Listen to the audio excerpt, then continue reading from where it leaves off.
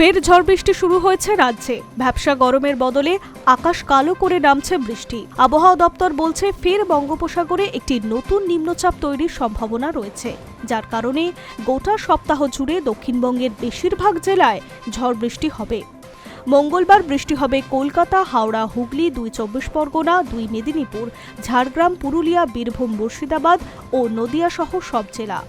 হালকা থেকে মাঝারি বৃষ্টির পাশাপাশি ঘন্টায় 30 থেকে 40 কিলোমিটার গতিবেগে ঝোড়ো হাওয়া বইতে পারে। অধিক বৃষ্টির সম্ভাবনা বীরভূম ও মুর্শিদাবাদে। আপাতত শহর কলকাতায় তাপমাত্রা স্বাভাবিকের চেয়ে সামান্য কম থাকতে পারে। গত কিছুদিনে গরমের দাপট কিছুটা কমলেও ভ্যাপসা আবহাওয়া রয়েছে দক্ষিণবঙ্গে। আবার মঙ্গলবার থেকে শুক্রবারের মধ্যে 2 থেকে 4 ডিগ্রি সেলসিয়াস তাপমাত্রা বাড়তে পারে দক্ষিণবঙ্গের বিভিন্ন জেলায়।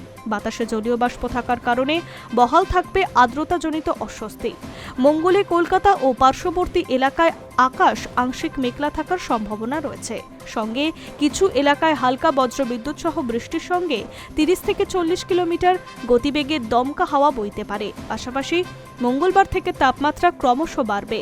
হাওয়া অফিস বলছে ঘূর্ণাবর্তের প্রভাবে বৃষ্টি চলবে উত্তরবঙ্গে। মঙ্গলবার থেকে উত্তরবঙ্গে দার্জিলিং, কালিম্পং, আলিপুরদুয়ার, কোচবিহার, জলপাইগুড়ি, মালদা, উত্তর ও দক্ষিণ দিনাজপুর প্রায় সব জেলাতেই বজ্রপাত হবে। সঙ্গে বৃষ্টির সম্ভাবনাও রয়েছে।